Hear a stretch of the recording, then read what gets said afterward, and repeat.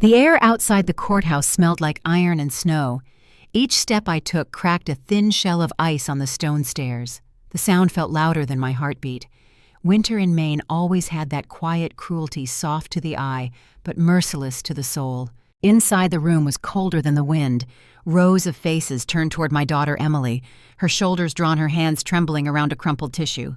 She looked so small beneath the tall window where light struggled through falling snow. Across the room sat Richard Hale, her husband polished shoes, a smirk carved deep enough to shame marble. His family watched like a jury carved from money. And when the judge entered, I saw him freeze just for a second. His lips parted. "Mrs. Margaret Carter," he whispered. I didn't smile. "I'm just a mother," I said softly. "And today, I came to speak the truth." It had been months since I last saw Emily. Months since she called, voice shaking through the phone, saying, "Mom, they're calling me a thief." I remember the silence that followed, thick, suffocating. That silence remembers everything. The press was waiting outside that morning. Flash after flash, like lightning in a snowstorm. "Gold digger," someone shouted. Emily's steps faltered, but I took her hand. Her skin was cold, too cold for someone alive. "Don't look down," I whispered. "They don't deserve your tears." She looked at me then, and for a moment I saw the little girl who once wore her pink dress to every school recital because she said it made her brave. That same dress hung now in my memory, like a ghost, the color of hope, before the world turned gray. Inside the courtroom, Richard's lawyer began his performance. "Your Honor, the evidence is clear.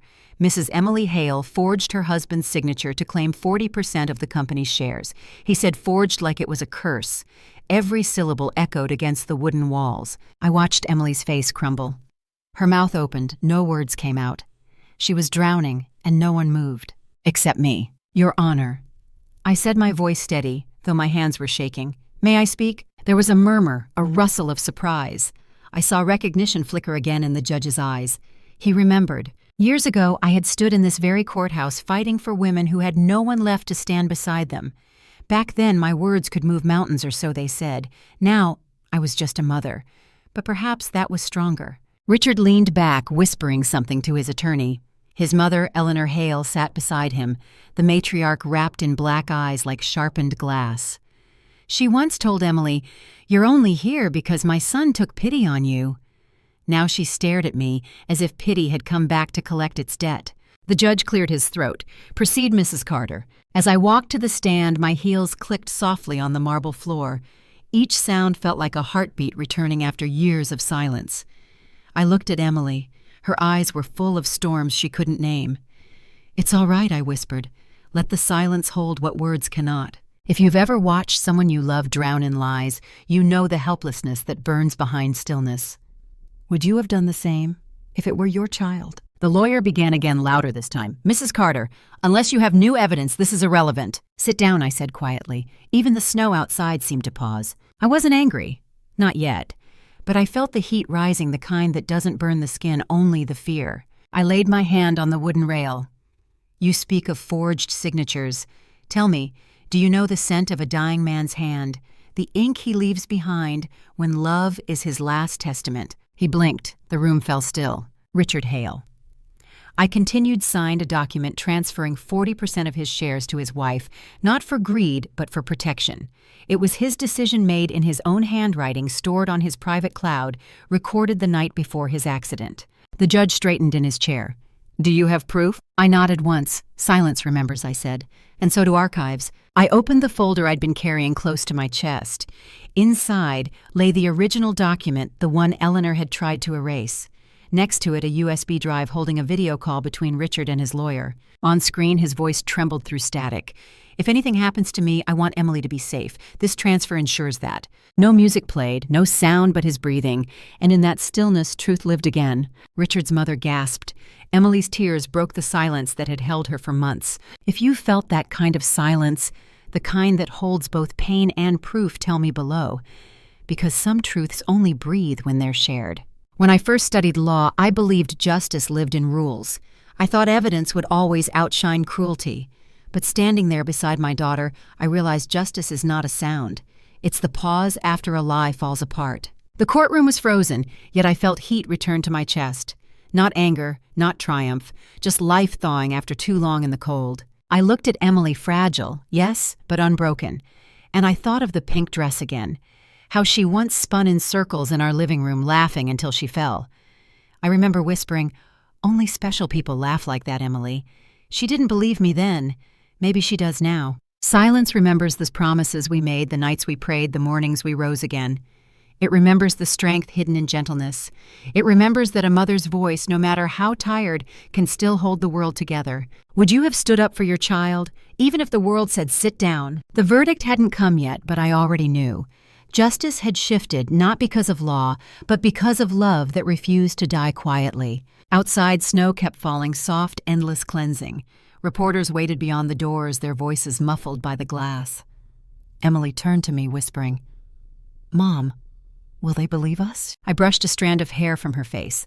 "They don't have to," I said. Silence remembers. And as the bell of the courthouse rang noon, I felt peace settle like snow on my shoulders. I had not come here to win.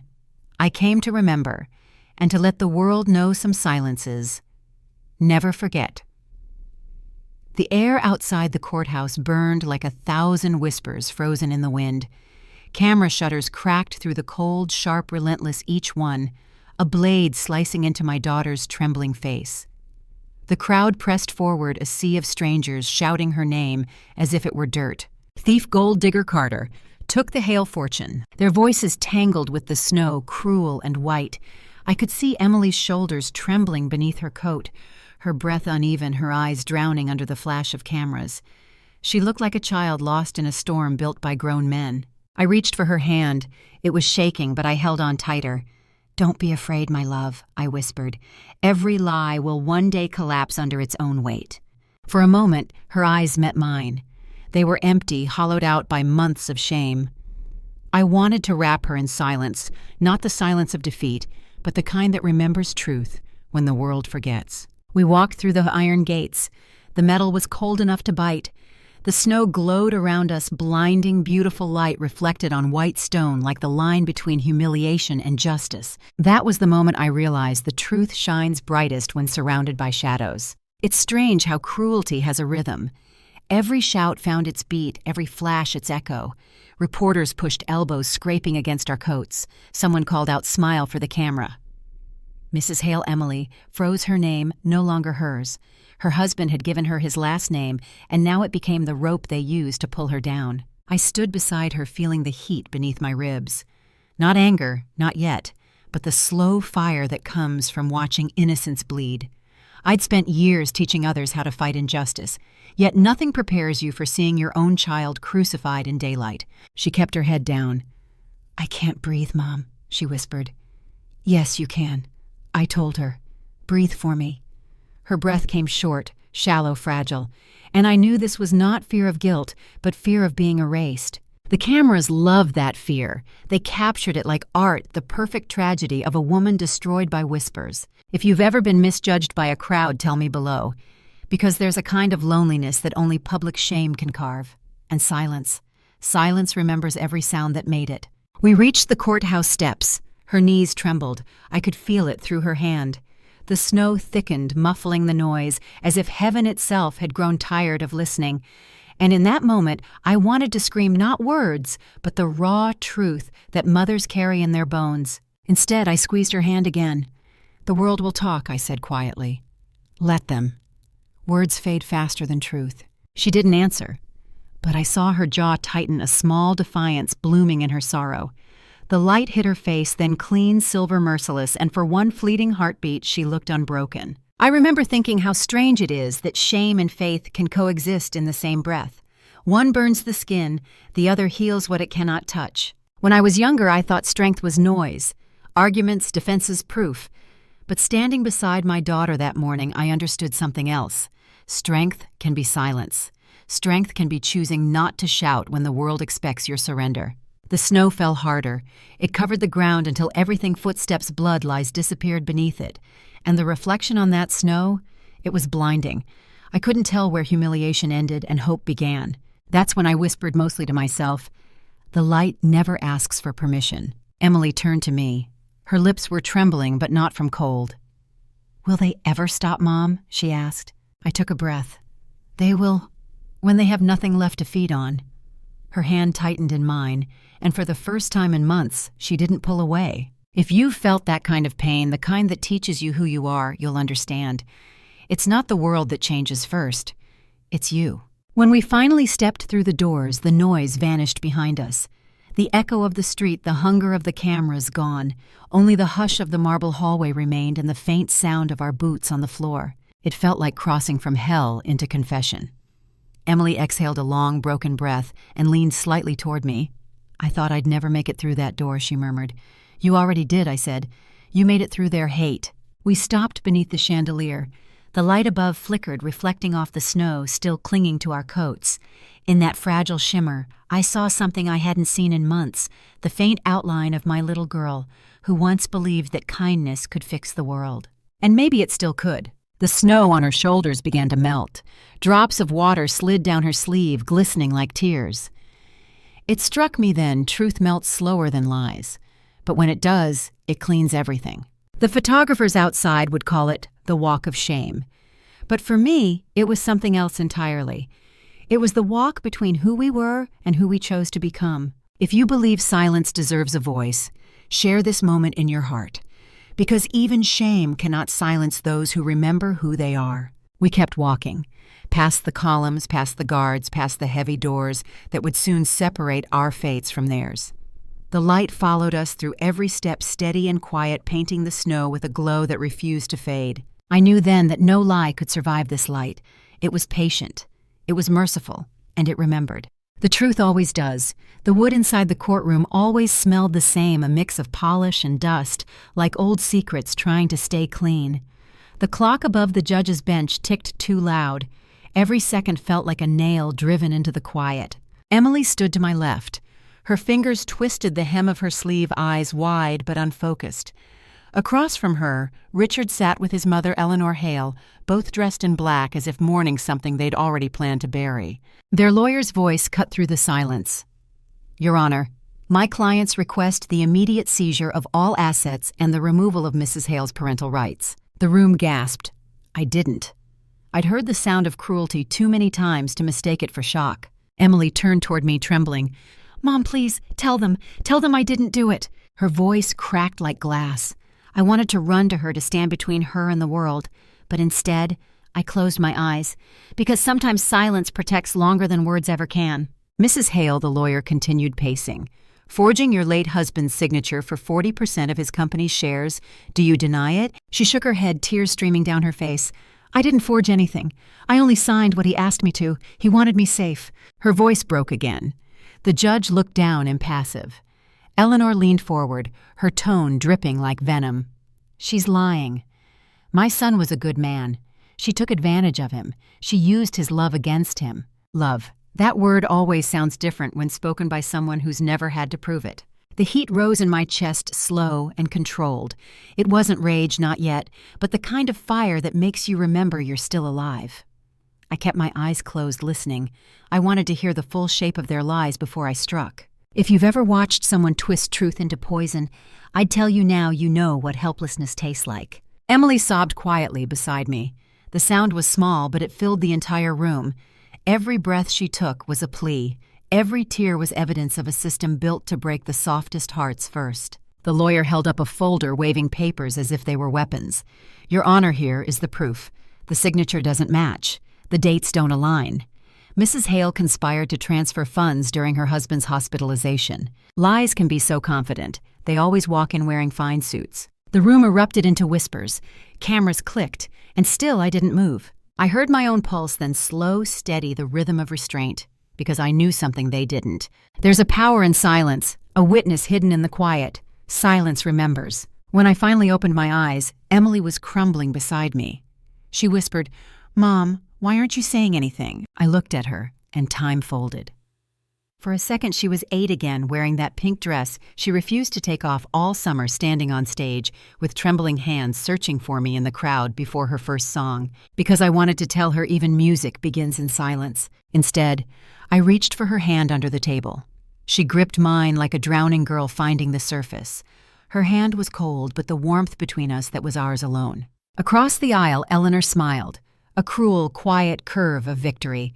She thought my silence meant surrender, but she'd forgotten what silence can do when it's been trained by grief. I sat straighter. I watched, listened, memorized every smirk, every word. Behind every accusation, I heard the same thing: fear. They feared the truth more than they hated my daughter. If you've ever stood in a room where lies grow louder than love, you'll understand.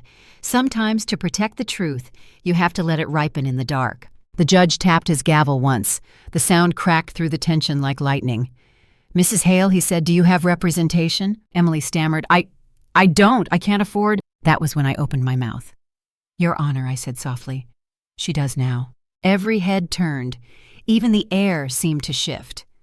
Eleanor's smile faltered. The lawyer froze mid-step. "I'll speak for my daughter," I said. My voice was low, but it carried. I could feel the weight of decades returning the courtroom air, the rhythm of cross-examination, the sharpness of truth honed by time. Richard's lawyer tried to object, but the judge raised his hand. "Mrs. Carter," he said slowly, "are you sure you wish to proceed?" "Yes." I looked at Emily. "For too long, lies have spoken louder than mothers. It's time we remember who taught them language." And in that moment, I felt something shift. Not in the court, not even in Emily, but in me. I had been quiet for too long, listening, watching. But there's a point where silence stops being patience and becomes power. Enough, I thought. The word didn't leave my mouth, but I felt it vibrate through my bones. That night, after the session adjourned, I walked past the reporters without looking up. Snow was falling again, soft, forgiving, endless. Emily leaned into me as we stepped outside. "Mom," she whispered, "I thought you'd given up on me." I shook my head. "No, darling. I was waiting for them to show who they really were." She pressed her face into my coat, sobbing quietly. And I whispered back, "Silence remembers Emily. And tomorrow, it will speak." If you believe truth finds its way home, even through the noise, hold on to that silence. Because one day, one moment, the world will learn silence is not weakness. It's the sound just before justice begins. The day of her wedding smelled of rain and roses. I still remember the sound of church bells rolling across the valley, soft, distant, as if blessing a dream that didn't know how fragile it was. Emily looked radiant in her white gown. Her hands trembled when I fixed the veil over her hair. I could see my reflection in her eyes, older but proud. A mother watching her only child step into a life that looked golden from the outside. When she turned to me, I tried to smile, but something inside me, a whisper older than reason, stirred like wind through dry leaves. Maybe every mother feels it, that faint tremor of fear when you realize love won't be enough to keep your child safe. Just before she walked down the aisle, I held her hands and said, "If ever you get lost among powerful people, call my name and I'll come." She laughed through tears. "You promise?" "I promise," I said. And I meant it with everything I had left. 5 years feels like a blink when you look backward. After the wedding, Emily moved into the Hale estate, a mansion with more glass than warmth. Every corridor gleamed. Every picture frame was a mirror reminding her where she didn't belong. I visited once. The air smelled like polished marble and quiet judgment. Eleanor Hale, her mother-in-law, greeted me with that smile, the kind that looks polite but hides a blade. "She's adjusting," Eleanor said, though of course girls from small towns take longer to learn. I wanted to tell her my daughter had built her own life before she ever needed their approval. But Emily had touched my hand under the table, a quiet plea. "Not now, Mom." So I swallowed my pride and stayed silent. That was my first lesson in the Hale household. Even walls have ears, and those ears always report to someone. I remember leaving that evening under a gray sky. Emily stood by the gate, holding her shawl against the wind. She looked smaller somehow, like the house had already started to shrink her. "Mom," she said softly, "don't worry. I'm fine." But her voice cracked on the last word. Silence remembers that sound. Months passed. Our calls grew shorter. Every time I asked, she said she was busy. When I suggested visiting again, she said, "It's better if you don't come just yet." I didn't push. I thought I was respecting her space. Now I know I was respecting her prison. She once told me Richard worked late every night, that Eleanor helped with the finances, that sometimes the staff would stop talking when she entered a room. And yet she smiled, always smiled, because that's what good wives do. That smile, it was armor pretending to be grace. There was one night I'd still remember the call. Her voice was a whisper. "Mom, do you remember your promise?" "I do." She didn't say another word. She just cried. If you've ever heard your child cry through a phone, you know that sound doesn't fade. It stays in the air, waiting for the day you have to keep your word. I hung up and stared at the window. Outside, lightning crawled across the sky, sharp, white, merciless. That was the night I knew something was coming. When I think about that promise now, I realize it wasn't just words.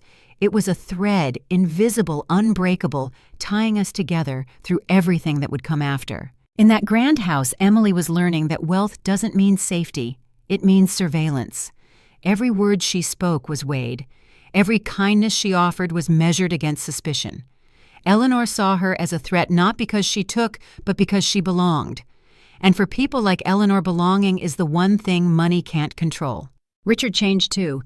He stopped looking at her with love and started looking at her like a liability.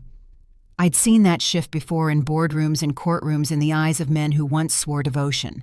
Power changes its tone before it changes its hand. Sometimes I wonder if Emily knew what was coming, if she saw the storm before it reached her door. But I think she believed in promises. She believed in me. If you've ever promised someone you'd protect them no matter what, tell me below. Because promises aren't words. They're anchors in the dark. The day I made that vow at her wedding, I thought it was symbolic, something mothers say. But the truth is, the universe remembers what we promise in love. And when the time comes, it calls us to honor it. When I walked back into that courthouse 5 years later, her face pale, her life on trial, I realized that moment had always been waiting for me. I had promised to come, and I had. They called it interference. They called it pride. But I knew what it was. It was motherhood. That night, after her wedding, when the music faded and the guests were gone, I found her alone in the garden. She was barefoot, the hem of her dress soaked in dew.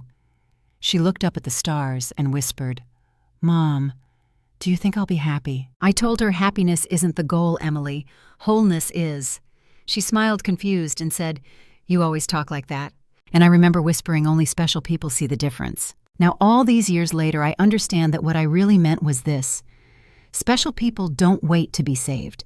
They call for light and then they walk toward it. Emily called, and I walked. The memory of her wedding day still returns sometimes, the veil, the roses, the faint smell of rain. It was the last day I saw her without fear in her eyes, the last day before the walls began to listen. But I don't regret the promise I made. It was my thread of truth stretched across years of silence. Silence remembers. It always does. If you've ever loved someone enough to walk through fire for them, you'll understand. Promises don't fade, they wait. And when the time comes, they whisper through the years, "Now, keep your word." That's what I did, because a mother's promise isn't a choice. It's her heartbeat waiting for the moment it's needed. The night Richard died still smells of rain and whiskey in my memory. It was the kind of night when silence feels alive, when the walls breathe and truth hides in the corners. Emily told me he'd come home drunk again. His words had been heavy, but his eyes softer than usual. He'd taken her hand, slurring through the scent of alcohol. "If something ever happens to me, these shares, they're for you and our child. Promise me you'll keep them safe." She'd promised, because that's what love does. It believes even when the sky cracks open. Hours later, he was gone. A crash, headlights vanishing into rain. And just like that, the house that had mocked her with whispers became her prison. The Hales wasted no time. Within a week, Eleanor the matriarch took control. Her voice, sharp as glass, echoed through every room. "My son was generous," she said to the press, "too generous to someone who didn't deserve it." They erased him before he was even buried, deleted his emails, locked his office, and when Emily begged to retrieve his things, the butler stood by the door and said Mrs. Hale's orders. Then the stories began. It started small. A rumor whispered through cocktail circles, a poor country girl who got lucky. Then the tabloids picked it up. Wife manipulates architect into signing fortune, transfer before death. They used the word manipulate like it was perfume sprayed on every page until no one could breathe. I remember the morning I found out. My coffee went cold on the table as I read headline after headline. Her face was everywhere, pale, broken, surrounded by lies. If you've ever watched the world twist someone's goodness into scandal, I'd tell you now you know what helplessness tastes like. It's bitter like metal. Emily called me that night. Her voice was barely a whisper. "Mom, they said I worked at a bar before I met him." "You didn't," I said. "They know you didn't. I can't prove it." And that was when I felt something shift inside me. Grief caught fire. It burned slow clean like old paper turning to light. I flew to Maine the next morning. The Hale estate loomed like a mausoleum. Windows shut, curtains drawn, even the trees looked rehearsed. Eleanor greeted me at the door, perfectly composed in her black silk blouse. "Mrs. Carter, she said you shouldn't have come. It only makes things worse. Worse for who I asked." She smiled, the kind that doesn't reach the eyes. "You've raised a clever girl. Too clever." I didn't respond. I just watched her, the way she leaned against the doorframe, secure in her belief that she owned the world.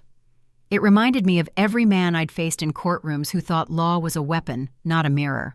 That night, I sat in Emily's old room, the one with wallpaper full of faded roses.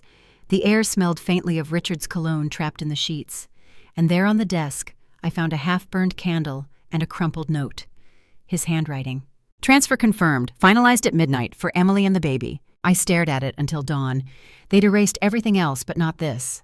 Not yet. "Silence remembers," I whispered. It always does. The following week, every paper screamed the same story. Wife inherits 40%. Forgery under investigation. They called her a fraud, a thief, a parasite. And the part that gutted me most wasn't what they wrote, it was how easily people believed it. I sat alone that evening, surrounded by the noise of their lies, scrolling through article after article, until my hands shook. That's when I whispered to myself, they've forgotten who I am. They'd forgotten I wasn't just a mother. I was a woman who once drafted the very laws they now twisted.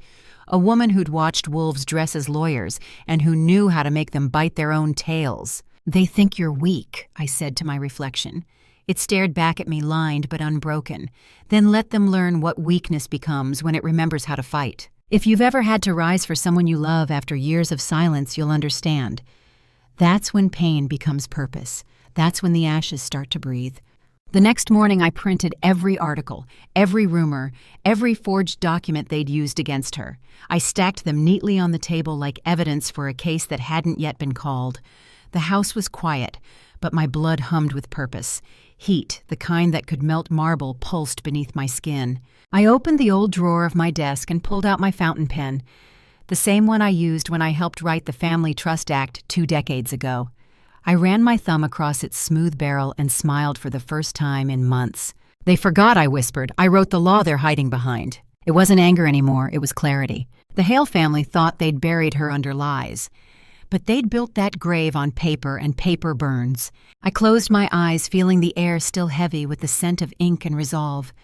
Somewhere in that quiet, I heard my husband's old voice, soft, steady. "You always did fight better when it wasn't for yourself." He was right. That night, before leaving for the city, I stopped by Emily's apartment. She looked fragile, her eyes hollow from weeks of humiliation. I knelt beside her. "Do you remember what I told you on your wedding day?" Her lip trembled. "If I ever get lost, call your name. And what did I promise that you'd come?" I brushed her hair back from her face. "I'm here now," I said, "and they've made a mistake." She blinked.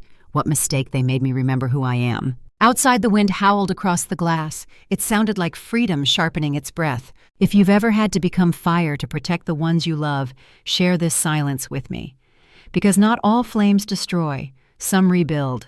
The night ended the way all awakenings do not, with peace, but with purpose. I folded the note Richard left, tucked it inside my coat pocket, and whispered, "Rest, son. I'll finish what you started." The lies inside that house had multiplied like shadows. But the truth was waiting, patient, quiet, eternal. And as I stepped into the cold, I could feel the heat rising in me again. It didn't hurt anymore. It illuminated. They forgot I wrote the rules, but they'll remember soon enough. The night Richard died still smells of rain and whiskey in my memory. It was the kind of night when silence feels alive, when the walls breathe, and truth hides in the corners. Emily told me he'd come home drunk again. His words had been heavy, but his eyes softer than usual. He'd taken her hand, slurring through the scent of alcohol. "If something ever happens to me, these shares, they're for you and our child.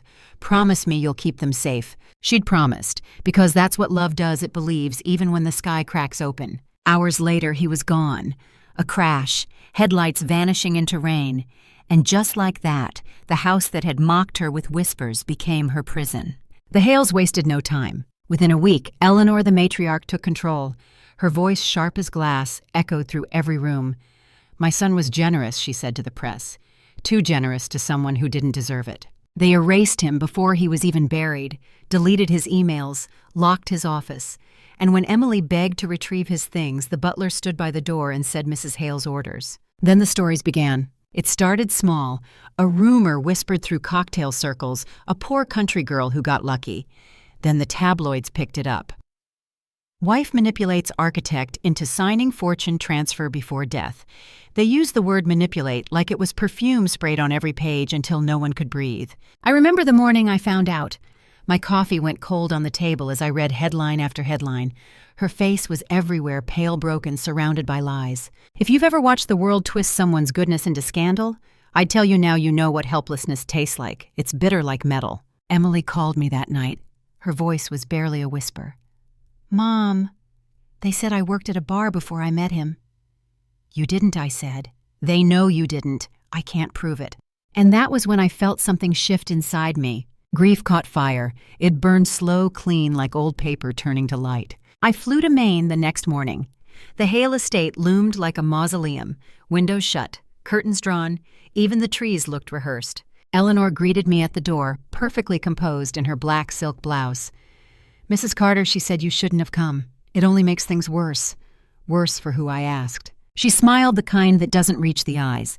You've raised a clever girl. Too clever. I didn't respond. I just watched her the way she leaned against the doorframe, secure in her belief that she owned the world. It reminded me of every man I'd faced in courtrooms who thought law was a weapon, not a mirror. That night I sat in Emily's old room, the one with wallpaper full of faded roses. The air smelled faintly of Richard's cologne trapped in the sheets. And there on the desk, I found a half-burned candle and a crumpled note. His handwriting. Transfer confirmed, finalized at midnight, for Emily and the baby. I stared at it until dawn. They'd erased everything else, but not this, not yet. Silence remembers, I whispered. It always does. The following week, every paper screamed the same story. Wife inherits 40%. Forgery under investigation. They called her a fraud, a thief, a parasite. And the part that gutted me most wasn't what they wrote. It was how easily people believed it. I sat alone that evening, surrounded by the noise of their lies, scrolling through article after article until my hands shook. That's when I whispered to myself, they've forgotten who I am. They'd forgotten I wasn't just a mother. I was a woman who once drafted the very laws they now twisted. A woman who'd watched wolves dress as lawyers, and who knew how to make them bite their own tails. They think you're weak, I said to my reflection. It stared back at me, lined but unbroken. Then let them learn what weakness becomes when it remembers how to fight. If you've ever had to rise for someone you love after years of silence, you'll understand. That's when pain becomes purpose. That's when the ashes start to breathe. The next morning, I printed every article, every rumor, every forged document they'd used against her. I stacked them neatly on the table like evidence for a case that hadn't yet been called. The house was quiet, but my blood hummed with purpose. Heat, the kind that could melt marble, pulsed beneath my skin. I opened the old drawer of my desk and pulled out my fountain pen, the same one I used when I helped write the Family Trust Act 2 decades ago. I ran my thumb across its smooth barrel and smiled for the first time in months. They forgot, I whispered. I wrote the law they're hiding behind. It wasn't anger anymore, it was clarity. The Hale family thought they'd buried her under lies, but they'd built that grave on paper and paper burns. I closed my eyes, feeling the air still heavy with the scent of ink and resolve. Somewhere in that quiet, I heard my husband's old voice, soft, steady. You always did fight better when it wasn't for yourself. He was right. That night, before leaving for the city, I stopped by Emily's apartment. She looked fragile, her eyes hollow from weeks of humiliation. I knelt beside her. Do you remember what I told you on your wedding day? Her lip trembled. If I ever get lost, call your name. And what did I promise that you'd come? I brushed her hair back from her face. I'm here now, I said, and they've made a mistake. She blinked. What mistake they made me remember who I am? Outside, the wind howled across the glass.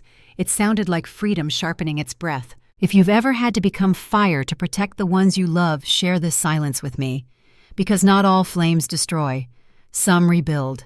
The night ended the way all awakenings do not, with peace, but with purpose. I folded the note Richard left, tucked it inside my coat pocket and whispered, Rest, son. I'll finish what you started. The lies inside that house had multiplied like shadows, but the truth was waiting, patient, quiet, eternal. And as I stepped into the cold, I could feel the heat rising in me again. It didn't hurt anymore. It illuminated. They forgot I wrote the rules, but they'll remember soon enough, because silence remembers. And this time, silence was mine. The air that morning tasted like dust and memory, the kind of stillness that belongs only to old buildings where secrets linger longer than people. I hadn't walked into that office in nearly 15 years yet. Every step on the marble floor remembered me.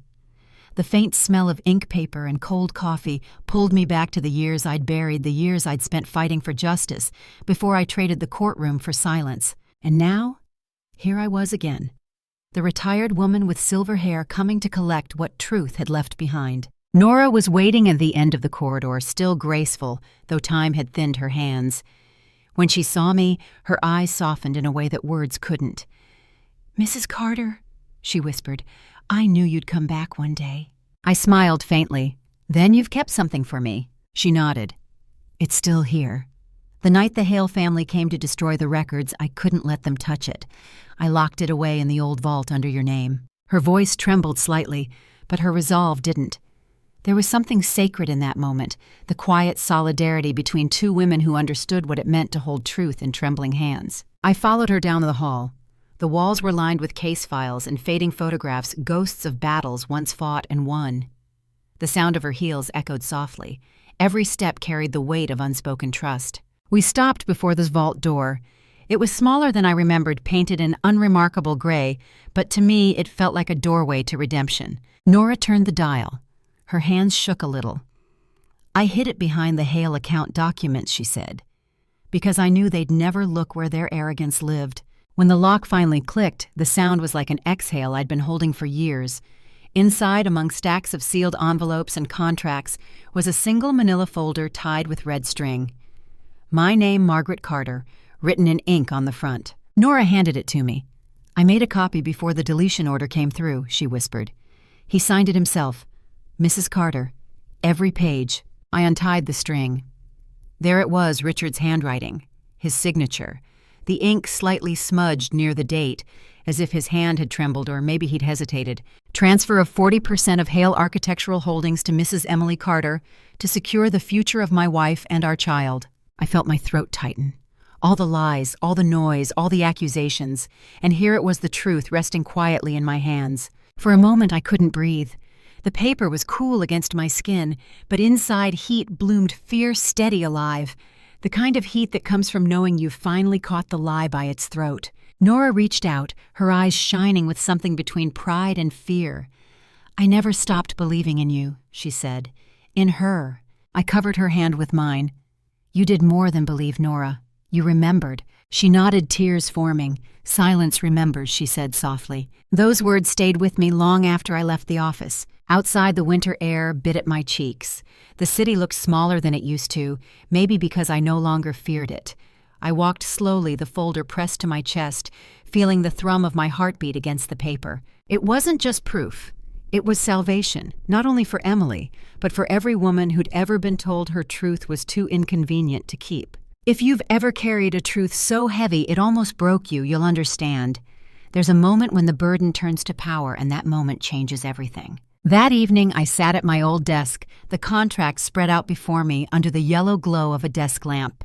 I read every line, every clause, every date, marking each inconsistency in the Hale narrative.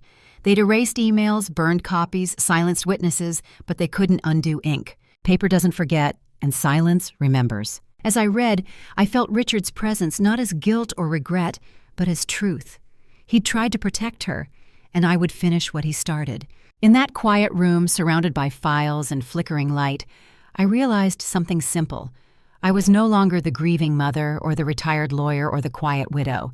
I was all of them at once, and that made me powerful. Later I called Emily. She answered with a tired voice, the kind that carries too many sleepless nights. "Mom, I found it," I said. Her breath caught, the contract. Yes, his signature, his words. I could hear her crying softly. Then after a long pause, she whispered, "I knew you'd come." Her words reached something deep in me, the promise I made 5 years ago under church bells and roses. And just like that, the circle closed. The promise kept its own heartbeat. When the call ended, I sat by the window. Snow had begun to fall again, quiet and endless, each flake landing softly on the glass, melting into nothing, like moments dissolving into time. I thought of Nora, of Emily, of every woman who'd ever kept a truth alive in silence. We were the quiet ones, the watchers, the keepers, and we remembered. If you've ever believed that silence can hold power, not weakness, then you understand me.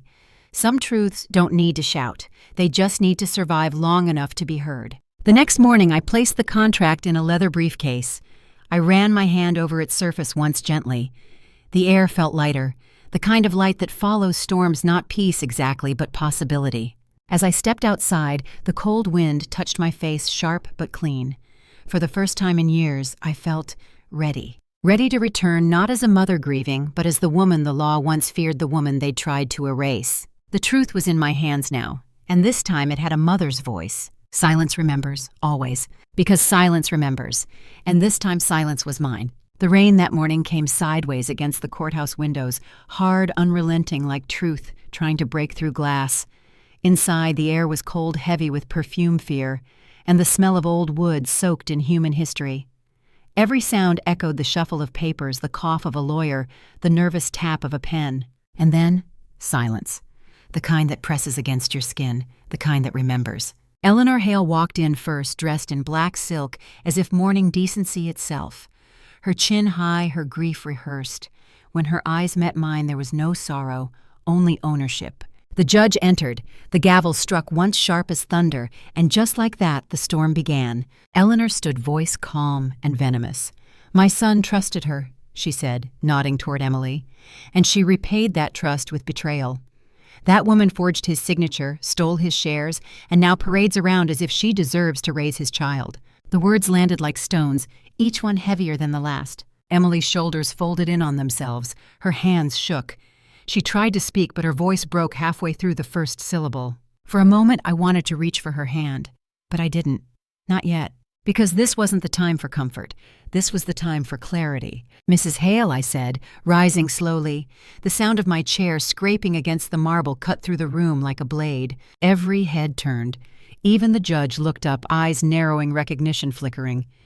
"Mrs. Carter," he said, "you're representing your daughter." I nodded once. With the court's permission, I replied as her legal guardian and counsel. A murmur spread like wildfire through the courtroom, a mix of disbelief and dread. They remembered my name. They remembered what I'd done before I retired. Eleanor smiled faintly, a brittle, empty gesture. "How poetic," she whispered. "The mother defending the thief." I met her gaze and said quietly, "Be careful which woman you call a thief. Some of us are here to return what was stolen." The judge gave a small nod. "Proceed." I stepped forward, this folder of documents heavy in my hand. For months, I'd dreamed of this moment, of bringing the truth into the same light they'd used to blind her. "Your Honor," I began, my voice steady.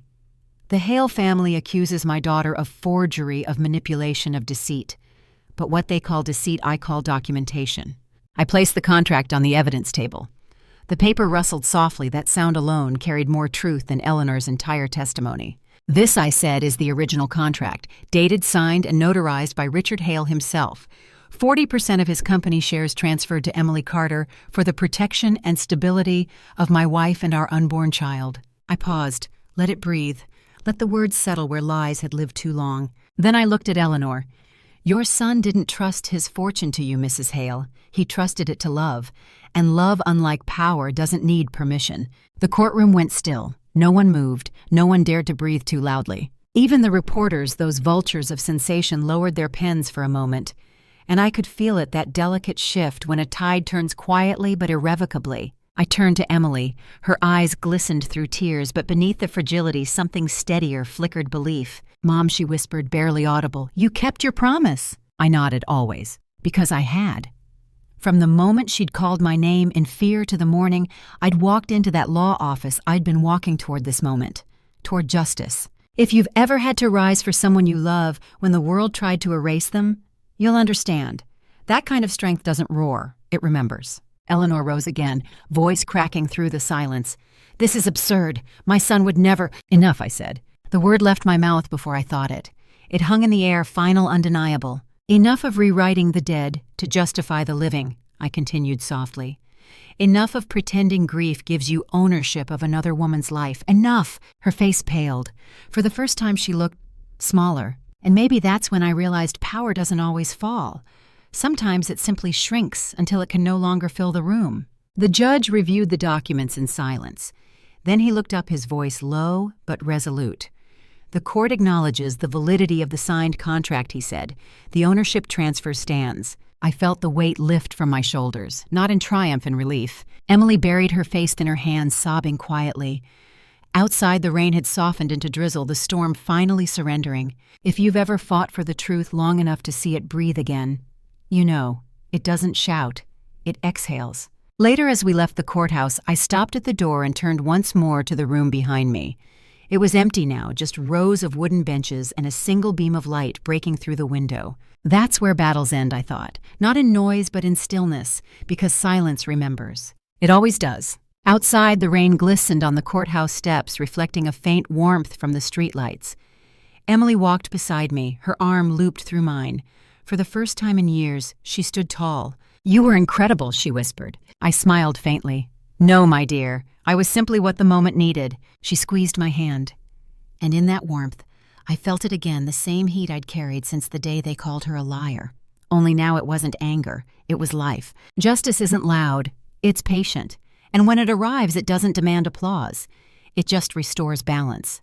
That's all I ever wanted. The storm had passed inside the court and inside me. And as the last drops of rain fell from the gray sky, I whispered to myself, peace came dressed like silence. The air in the courtroom felt electric that morning, thick with tension humming beneath the skin. Even the fluorescent lights above us flickered, as if uncertain whether to stay on or surrender to the storm gathering below. It smelled faintly of dust-polished oak and human fear, the same scent every room carries before truth walks in. I remember touching the folder in front of me, its edges cool, sharp, alive. Inside was the heartbeat of everything I'd fought for, not just proof of ownership, but proof of love. And when the judge called my name, I rose, slowly, deliberately, like someone who'd been waiting a lifetime to stand. Eleanor Hale sat across from me, her posture flawless, her pearls unmoving. But her eyes, those once pitiless eyes, shifted just slightly when she saw what I carried. A flicker, a tremor. Even marble remembers heat. "Mrs. Carter, the judge said you may proceed." I nodded. "Your Honor, I'd like to submit 2 final pieces of evidence." I lifted the folder, opened it, and drew out the contract, the original, the one Richard signed. The same document they'd buried under lies sealed behind vaults erased from servers. The courtroom leaned in, breath, held waiting for something to break. And then I spoke, my voice steady but low.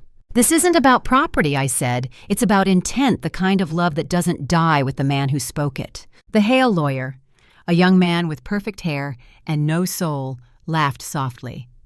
"Intent, Mrs. Carter. We deal in law, not sentiment." I looked at him, almost pitying the arrogance youth confuses for wisdom. "Then let's talk law," I said, and reached for the second folder. I clicked the remote, and the large screen behind the judge came alive with light.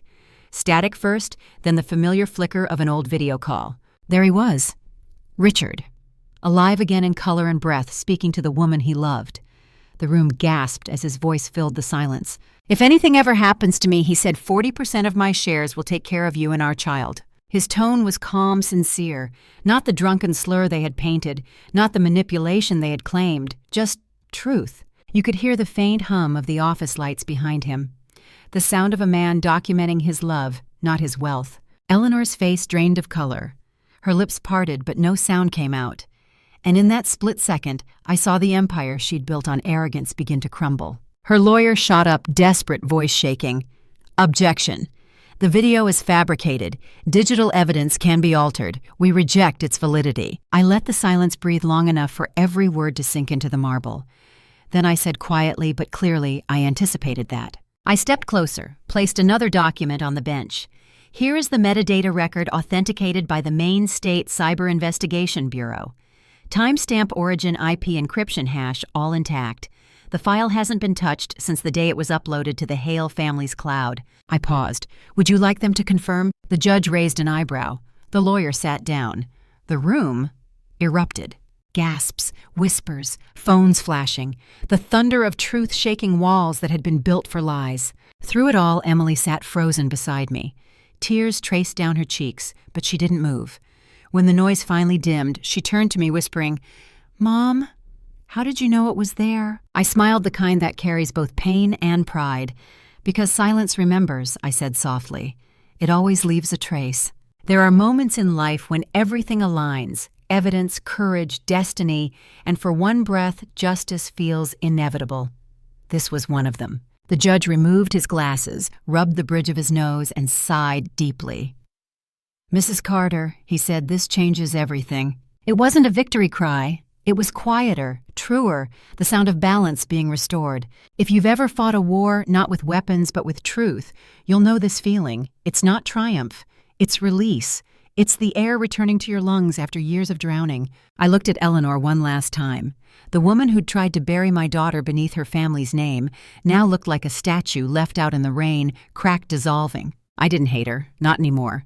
Hatred is heavy, and I'd carried enough weight for a lifetime. When the session adjourned, reporters flooded the hallways. Microphones, flashes, chaos.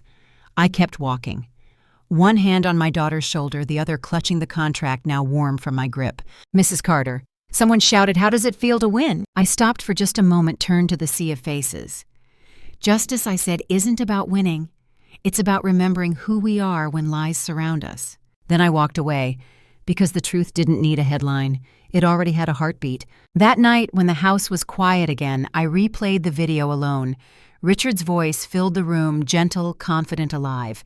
"If something happens to me, 40% goes to Emily and the baby." I closed my eyes.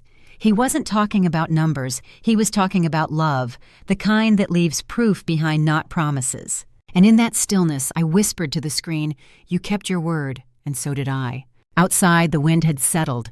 Snow began to fall, slow, deliberate, like grace returning to earth. For the first time in years, my heart felt quiet. If you've ever fought long enough to see peace bloom from pain, you'll understand. It doesn't arrive like thunder. It comes like snowfall, soft, inevitable cleansing. I turned off the video, folded my hands in my lap, and let the silence hold me. The courtroom was far behind. The storm was over. And in that hush, I smiled to myself. Love always leaves evidence. The gavel struck once, the sound of wood meeting wood, sharp and final.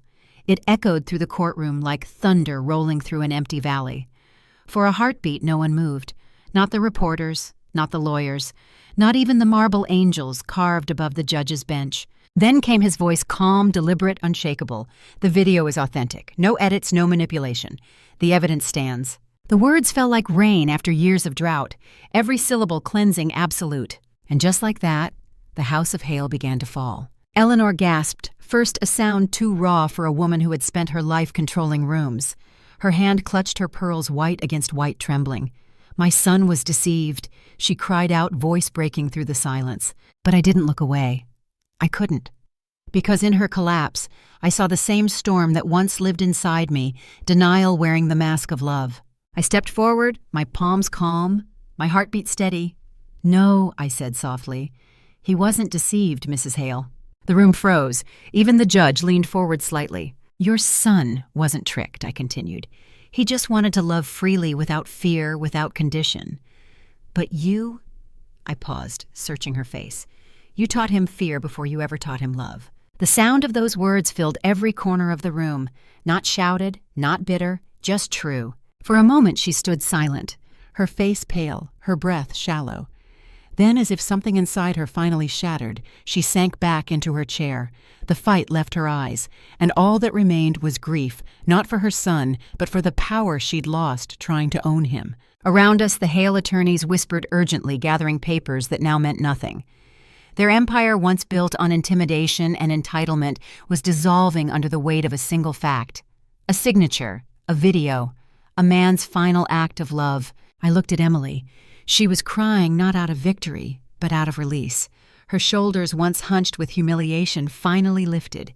It was as if she could breathe again. If you've ever carried a truth too heavy for the world to believe, you'll know that sound, the quiet exhale of vindication. The judge cleared his throat.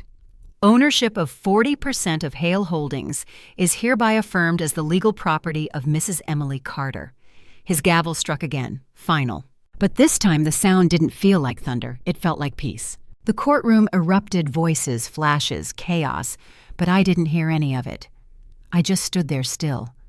Hands clasped in front of me, watching a chapter end the only way justice ever does, quietly. Emily turned to me through tears. "Mom, you did it." I smiled faintly. "No, sweetheart." "He did."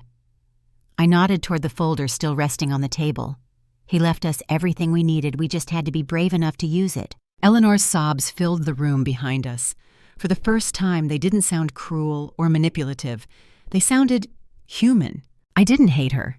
Hate burns fast, and I'd already lived through my fire. What I felt was something deeper, understanding, maybe even pity, because she'd spent her whole life trying to control love and ended up alone with its ashes. I stepped closer to her as the crowd thinned. She lifted her face, wet, furious, pleading. "You think you've won, don't you?" I shook my head. "This was never about winning," I said. "It was about ending the fear." Her lips quivered, but she said nothing, and in that silence I saw a woman stripped of everything but truth. It's strange how silence, when it finally arrives, can sound like mercy. That night back home, the air felt lighter, the kind of light that only follows storms, thin, clean, forgiving. Emily sat by the window, the court papers in her lap, her eyes distant. "What happens now?" she asked. "Now," I said. "Now we build again." But this time with gentler hands. She smiled weakly. "He'd be proud of you, Mom." I looked out at the fading light. "He'd be proud of you," I whispered. "You didn't let them turn love into shame. If you've ever stood up to someone who taught you to shrink, you'll understand what I mean. Strength doesn't roar. It breathes. It rebuilds." Later, as I washed the teacups, I thought about Eleanor, about the way she screamed when the verdict was read, about how she'd built her identity around control. And I realized something quietly painful. We were both mothers, trying to protect what we loved. We just chose different weapons. She chose fear. I chose truth. And truth always outlives fear. The next morning, the newspaper headlines screamed about the fall of the Hales. But I didn't buy a copy. I didn't need to.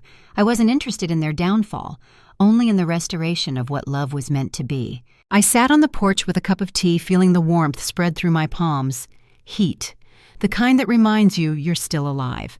The kind that whispers, "You've done enough." Because I had, finally, enough. If you've ever fought for years just to breathe freely again, share this moment with someone who'll understand. Not for glory, not for applause, but because silence remembers. It always does. The sky was pale blue that morning, wide, forgiving, endless. And as I watched the wind brush through the trees, I whispered the truth to myself once more. He didn't die afraid. He died loved. And that love was enough. The air inside the courtroom that morning carried a strange stillness, like the moment before dawn, when the world holds its breath before light returns. I could hear the faint hum of the old ceiling fan above us, the creak of the judge's chair, the soft rustle of anticipation. After months of noise, accusation, and pain, everything came down to this. I reached for Emily's hand under the table. Her fingers were cold, trembling slightly. I gave them a small squeeze.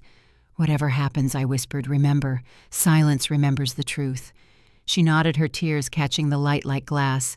Then the gavel struck, 3 times, sharp, final. "The court finds Mrs. Emily Carter innocent of all charges," the judge said. "Voice firm, unwavering. Ownership of 40% of Hale Holdings remains valid and legally protected." He looked up, his tone softening just a touch. "The court also rules in favor of the plaintiff regarding defamation. The Hale family is ordered to issue a public apology and pay compensation for damages to reputation." For a moment, no one breathed. The words hung in the air, fragile like birds unsure whether to fly. Then came the sound. Applause. Slow at first, hesitant, almost reverent, before building into something full, alive, uncontrollable. The sound of justice finding its voice. Emily gasped beside me, her body trembling, as if every piece of her was trying to believe it. She turned to me, face streaked with tears, whispering through a broken sob, "Mom, I thought I'd lost everything." I pulled her close arms around her forehead against hers. "No, sweetheart," I said quietly. "You only lost your faith for a while. Everything else, we protected together." Her shoulders shook as she cried the kind of tears that don't just fall, they cleanse. Around us, flashes from cameras lit up the room like brief storms. Reporters shouted questions. People leaned forward, hungry for a glimpse of what victory looks like. But to me, it didn't look like winning. It looked like breathing. like coming back to life after being buried beneath lies.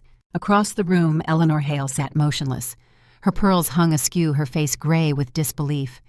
When the applause swelled again, she rose suddenly, her voice breaking through the crowd. "My son was tricked," she cried. "He was a good man. He was deceived." Her words echoed through the hall, desperate, empty. But I didn't answer. I didn't need to. Because sometimes the greatest reply is silence. And silence, as I've learned, remembers everything. I turned back to Emily, brushing a strand of hair from her face. "I told you," I murmured, "a mother's promise never expires." She smiled through her tears, a sound half sob, half laughter. "Mom, you did it." I looked at her, this woman who had once been a girl too gentle for the world, and I shook my head softly. "No, my dear, we did it. He helped us too in his way. Richard didn't leave us with power, he left us with proof of love. If you've ever fought for someone you love through betrayal, humiliation, or fear, you'll understand. That kind of love, it never shouts. It stands quietly even when the world tries to bury it." When the crowd began to leave, I sat there a while longer. The noise faded, replaced by the slow echo of footsteps and the hush of relief. The air felt lighter now, not because we'd won, but because the weight of injustice had finally been lifted. I thought of all the nights Emily cried alone, the days she walked through whispers and headlines, and I thought of the strength it took not to give up. The world had tried to break her, but instead it had revealed her. Only special people endure storms like that and still choose to love afterward. Only special people survive fire without letting it burn their heart to ash. That evening, when we stepped outside, the sky was streaked with pink and gold, the same colors Richard once said reminded him of peace. The courthouse doors closed behind us, and for the first time in months, I felt warmth again. Emily stood beside me, sunlight on her face, her eyes red but shining. She reached out her hand, and I took it. We walked down those courthouse steps together, mother and daughter. Not victims, not warriors, just two women who finally made it home. At the last step, she stopped. "Mom," she said, voice trembling, "thank you for never giving up on me." I smiled, feeling that old familiar heat rise in my chest. Not anger this time, but life. "I promised you," I said, and I did it. Then I looked out toward the horizon and whispered almost to myself I told him I would. If you've ever watched justice unfold after years of silence, you know it doesn't roar. It hums quietly steady like a heartbeat returning. We walked to the car without saying much.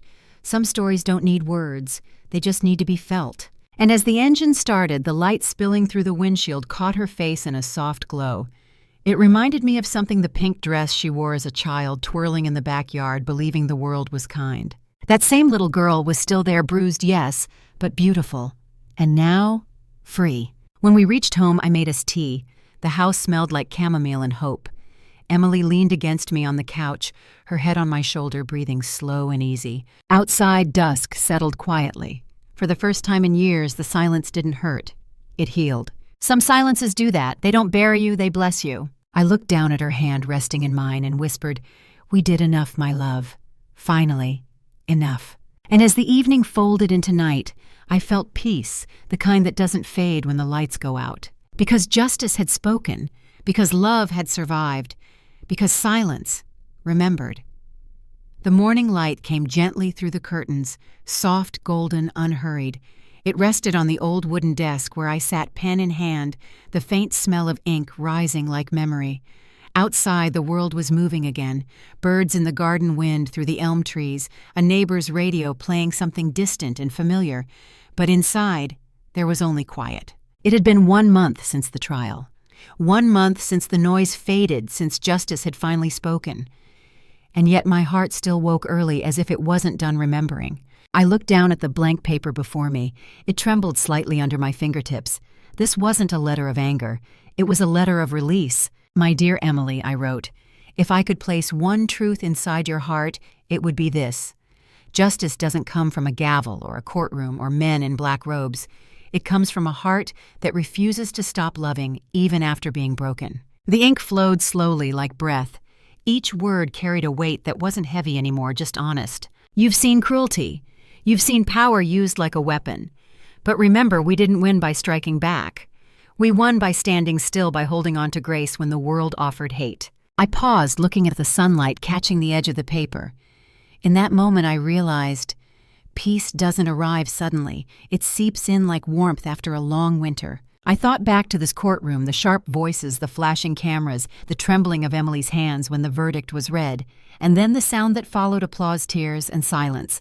That silence, it was sacred, because silence remembers. It always does. If you've ever fought for something that mattered not with fists but with truth, you know that feeling.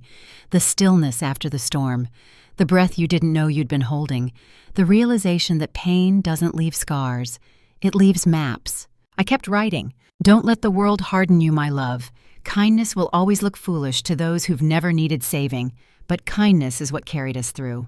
On the desk beside the letter was the old wedding photograph, faded edges, corners curled. Richard's smile, still young, still full of hope. Emily in her pink dress eyes glowing, unaware of how fragile forever can be. I traced the frame with my fingertip. The glass was cold. Time, I thought, is a patient teacher. That dress, that pink dress, had been more than fabric. It was innocence. And even now, years later, it still symbolized something untouched inside her, a part of her that refused to die. Only special people, I whispered, can live through fire and still choose softness. I sealed the letter, carefully pressing the paper closed with both hands. Then I slid it into the back of the wedding frame, right behind their photograph, where the heart of the story belonged. When the light shifted, a beam passed through the glass, touching the words beneath. The ink shimmered faintly.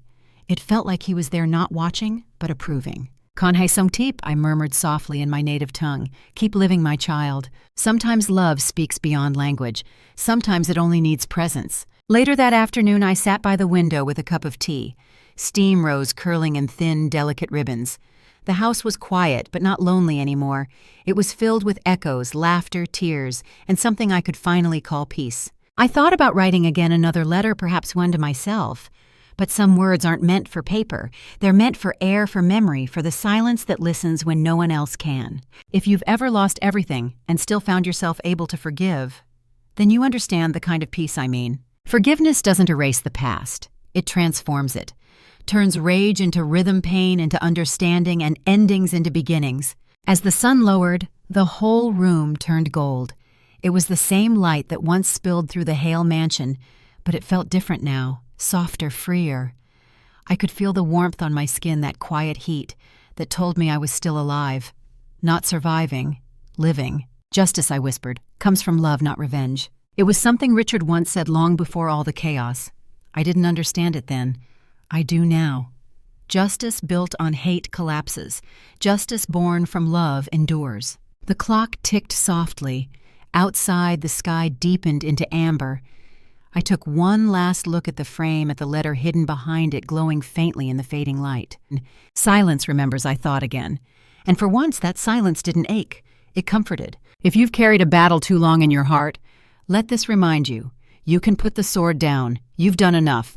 The porch light flickered on outside. Emily would come tomorrow, I knew. She'd find the letter one day when the world felt heavy again, and when she read it, she'd know not just that her mother fought for her, but that love, not vengeance, was what kept us alive. The wind moved gently through the trees. I leaned back, eyes half closed, the quiet settling around me like a prayer. Maybe peace doesn't arrive with music or applause. Maybe it comes like this, slowly, tenderly, in the breath between heartbeats. I smiled faintly, feeling the warmth fade into the cool of evening. Justice had done its work. Love had spoken its truth. And as night drew its curtain, I whispered to the dark. Some silences never forget. Then I exhaled softly. Finally. Enough. The afternoon light lay soft across the garden, warm golden, almost sleepy. I could hear laughter spilling from the far end of the yard. Emily's voice mingled with the high, bubbling giggles of her little girl. Their laughter danced through the leaves, rising and falling like a melody I thought I'd forgotten. The scent of lilac drifted in the breeze. It reminded me of spring mornings when everything still felt possible. I sat by the window with a cup of tea that had already gone cold. The newspaper lay folded neatly in my lap. On the front page, a bold headline, "Court clears Emily Carter in fraud case." For a moment, the letters blurred as if the paper itself were breathing. I smiled, not the smile of victory, but of relief. The world outside the window seemed brighter today, though the clouds were the same. The sound of the church bell carried from the town square slow and deep, every toll a small reminder that time had begun to move forward again. Emily was sitting in the grass, her daughter chasing a butterfly nearby. The child's hair glowed under the sun, a streak of gold against the green. I watched them for a while, their joy so effortless it almost hurt. And for the first time in years, my heart didn't ache watching her smile. It felt light. I turned back to the headline and whispered, "They called it justice, but to me it was love. Because justice without love is punishment, and love without truth is surrender." I folded the paper slowly and set it aside. My fingers brushed against the soft edge of the photograph beside it, Emily in her pink dress on her wedding day. She'd looked like sunlight wrapped in lace, so hopeful, so certain the world would be kind. She didn't know then that love like glass can break under silence, that sometimes the people who should protect us are the ones who wound us the most. But she also didn't know how strong she'd become, how pain once lived through turns to light, how heat, the same heat that burns, can also heal. "Only special people," I murmured, "can hold both pain and grace and still choose kindness." I thought of the long nights after Richard's death, the courtroom's cold air, the lies that wrapped around us like smoke. And I thought of Emily's face, how she never stopped believing even when the world called her guilty. Her strength wasn't loud. It was quiet, steady, the kind that makes flowers grow in broken soil. When the verdict came, she didn't celebrate. She just wept. And in those tears, I saw her father's gentleness, her child's innocence, and my own reflection, older, wiser, finally still. Justice, I realized then, was never about proving someone wrong. It was about protecting what was right. The church bells rang again, slower this time, fading into the wind. I closed my eyes and listened. Some silences aren't empty. They hum with life. They hold every word that doesn't need to be spoken. I could almost hear Richard's voice again, that calm tone he used when life felt heavy. He once told me, "Peace doesn't mean the world stops hurting. It just means you've stopped letting it win." He was right. And maybe that's what this was, peace, not triumph. If you've ever fought for someone you love, if you've ever stood alone and refused to let go, you'll understand what I mean. It's not about winning. It's about staying human. I opened my notebook and began to write, not for the world, but for Emily. "My dear daughter," I began, "I didn't fight to defeat anyone. I fought to protect what I gave life to. Justice isn't born from revenge, it's born from love, from the kind of love that endures storms and still opens its hands." I paused, letting the pen rest. Outside, Emily lifted her child high into the air, and the girl's laughter rose like a bell, pure, endless. The wind caught a handful of cherry blossom petals and carried them toward the porch. One landed on the letter I was writing. A reminder from the world the fight was over. I sealed the letter and slipped it between the pages of my journal. Some truths are meant to be found slowly, when the heart is ready to read them. I leaned back in my chair, feeling the sunlight on my face. The warmth was gentle, forgiving. I thought of all the years I'd carried the weight of silence and how it had finally softened into peace. If you've ever lived through betrayal and found compassion still waiting inside you, you've known what it means to heal. Because forgiveness isn't weakness, it's choosing to live again without fear. Emily's laughter pulled me back to the present. Her daughter had run up to me holding a handful of dandelions, her small fingers sticky with sunshine. "For you, Grandma," she said shyly. I took them, smiling, and placed them on the folded newspaper beside me. The bright yellow looked like hope reborn. The air shifted a soft chill, the scent of snow even in spring. A single flake landed on my hand, melting almost instantly. Justice, I thought, is like that, brief, beautiful, real only when it touches warmth. I looked up at the sky, wide, unending, merciful, and in that quiet I whispered to the wind, "I didn't win against anyone. I only protected what I brought into this world." Then I smiled, closing my eyes, hearing the laughter, the bells, the heartbeat of peace. "If this story has made you believe in a mother's love," I said softly, almost to the listener, "leave a little heart share. It let kindness travel farther than pain." My name is Margaret Carter, and this is the final testimony of a mother. The church bells faded into silence. The snow melted from my hand, and in that silence, warm, full remembering, I finally knew. Enough!